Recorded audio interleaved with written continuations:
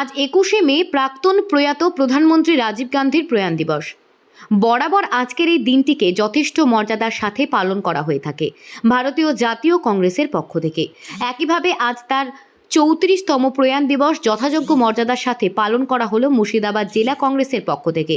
এই উপলক্ষে এদিন সকালে বহরমপুর জেলা কংগ্রেস কার্যালয়ে উপস্থিত হন কংগ্রেস নেতৃত্ব সহ দলের কর্মী ও সমর্থকেরা। সেখানে প্রয়াত কংগ্রেস নেতা তথা প্রাক্তন প্রধানমন্ত্রীর ছবিতে মাল্যদান করে অনুষ্ঠানের শুভ সূচনা করেন প্রদেশ কংগ্রেস সভাপতি অধীর রঞ্জন চৌধুরী। যেখানে উপস্থিত ছিলেন জেলা কংগ্রেস নেতৃত্ব সহ বহরমপুর ব্লক কংগ্রেস ও টাউন কংগ্রেসের নেতা কর্মী ও সমর্থকেরা। প্রয়াত প্রধানমন্ত্রী রাজীব গান্ধীর আজ প্রয়াণ দিবস। আপনারা জানেন যে আজ থেকে 34 বছর আগে তামিলনাড়ুর শ্রীপেরাম্বুদুর বলে একটা এলাকায় যখন লোকসভা ভোট চলছিল, সেই লোকসভা ভোটের প্রচারে গেছিলেন রাজীব গান্ধী। নিজের বাড়িতে তার সহধর্মিনী, তার সন্তানদের সঙ্গে নৈশ আহার গ্রহণ করার পর তিনি নিজে বিমান চালিয়ে, তিনি যেহেতু পাইলট ছিলেন তাই তিনি নিজে বিমান চালিয়ে তামিলনাড়ুতে পৌঁছেছিলেন লোকসভা নির্বাচনে কংগ্রেস পার্টির সমর্থন। সেদিন তার পরিবারের লোকেরা জানতো যে প্রচার ছেড়ে ফিরে আসবেন, তাই তার জন্য অপেক্ষা সকলের ছিল। কিন্তু সেদিন সেই ভয়ঙ্কর রাত্রে 10:10 একজন মহিলা, যে প্রকৃত অর্থে একজন সন্ত্রাসবাদী দলের একজন কর্মী ছিলেন, তিনি গুটি গুটি পায়ে রাজীব গান্ধীর দিকে এগিয়ে এলেন তাকে মালা পরানোর জন্য। মালা পরানোর পর রাজীব গান্ধীর পায়ে তিনি নমস্কার করতে গেলেন। রাজীব গান্ধী খুব সহজ সরল মানুষ ছিলেন, মহিলাদেরকে তিনি অত্যন্ত সম্মান করতেন। তাই সেই মহিলা যখন তাকে মালা পরাতে গেল, তিনি সম্মত হয়ে তাকে মালা পরতে অনুমতি দিলেন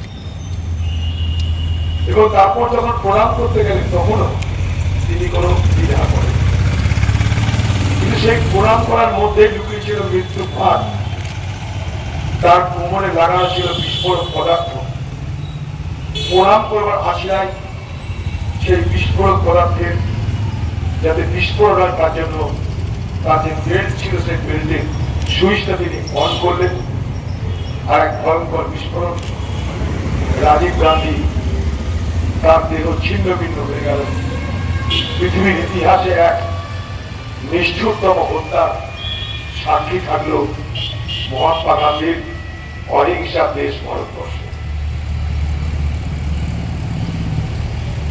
রাজীব গান্ধী বলতেন, মহিলারা হচ্ছে সমাজের দিকে। রাজীব গান্ধী বলতেন যে মহিলা আছে বলে সমাজকে ঐক্যবদ্ধ রাখা সম্ভব। রাজীব গান্ধী বলতেন, মহিলাদেরকে শুধুমাত্র রান্নাঘরে বেঁধে রাখা নয়, বাড়ির উঠোনে আটকে রাখা নয়, মহিলাদেরকে আরো বেশি প্রশাসন চালানোর ক্ষমতা দিতে হবে, দেশ চালানোর অধিকার দিতে হবে।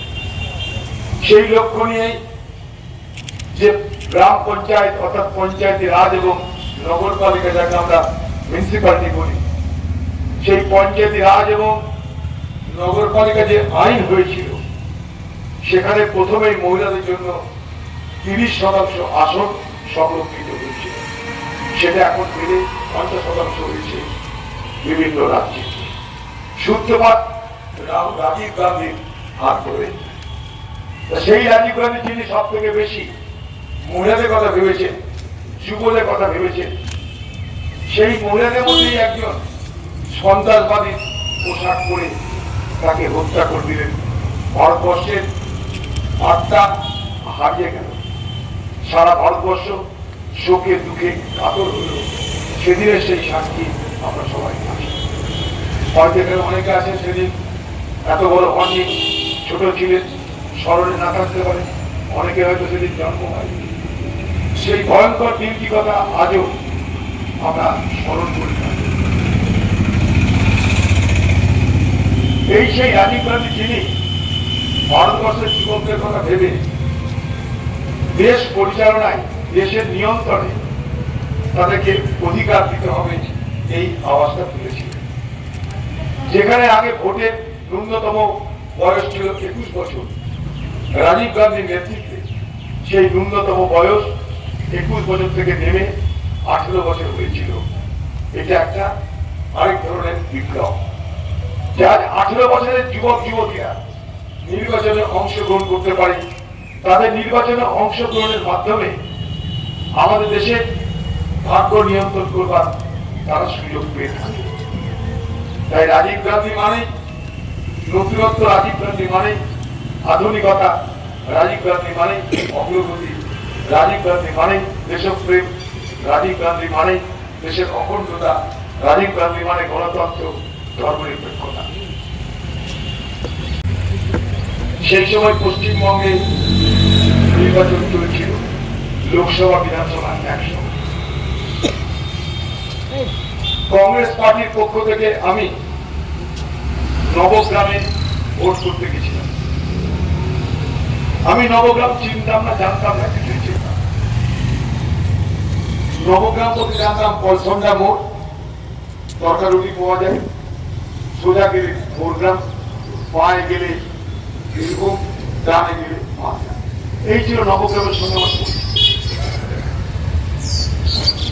সেদিন নবগ্রামে কোনো কংগ্রেস দাঁড়াতে চাইতো না, কারণ নবগ্রামে দাঁড়ানো মানে নিশ্চিত হার, আর অল্প সংখ্যক ভোট নয়, 30-40 হাজার ভোটে হার হতো।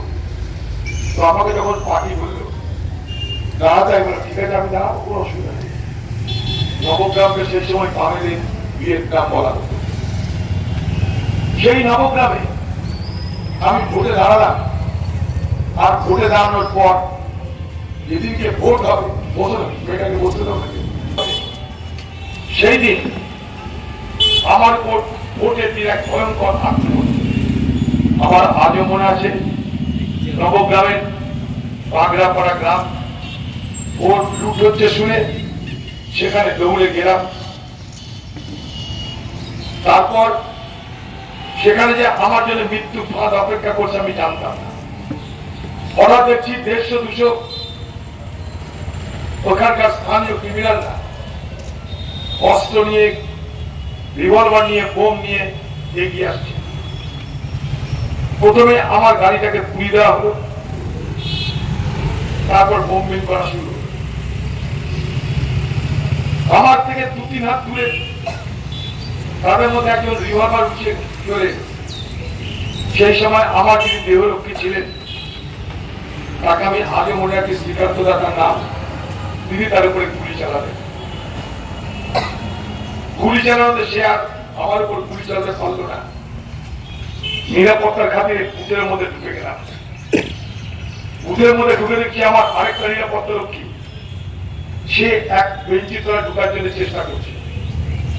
আমি বললাম, তুমি বেঞ্চিতে ঢুকো, তোমার রিভলভারটা আমাকে দাও। সেই রিভলভারটা নিয়ে সেই সমস্ত লোকদের মোকাবেলা করা শুরু করলাম। ইএফআর বাইরে দাঁড়িয়ে আছে, ইস্টার্ন ফ্রন্টিয়ার রাইফেল, এখন তাদের দেখা যায় না, তারা চুপ করে আছে। Presiding officer, polling officer booth থেকে পালাতে চাইছে। আমি আমার নিরাপত্তা রক্ষী রিভলভারটা তাদের দিকে তাক করে বললাম, বুথ থেকে পালার আগে আমাদের গুলি খেতে হবে। কারণ আমি জানতাম প্রিজাইডিং অফিসার বা পোলিং অফিসার যদি বুথ ছেড়ে পালিয়ে যায়, তাহলে এই বুথে আগুন লাগাতে আর সেখানকার দুষ্কৃতিকারীদের কোনো অসুবিধা হবে না। তাই বলতে পারেন এটা এক ধরনের র্যানসাম, অর্থাৎ কাউকে আটক করে রেখে নিজেকে বাঁচানোর চেষ্টা। ঘরে আগুন লাগাচ্ছে, সেই আগুনকে নিভিয়ে খড় ঢোকাচ্ছে, আগুন জ্বালিয়ে সেই খড়কে নিভিয়ে সেই আগুন জ্বালা খড়কে বাইরে ফেলে রক্ষা করছে নিজেদের। এরকম ভাবে ঘন্টাখানেক লড়াই চলার পর তারপরে আমাদের লোকরা চারিদিক থেকে এগিয়ে এলো, প্রাণে বাঁচলাম।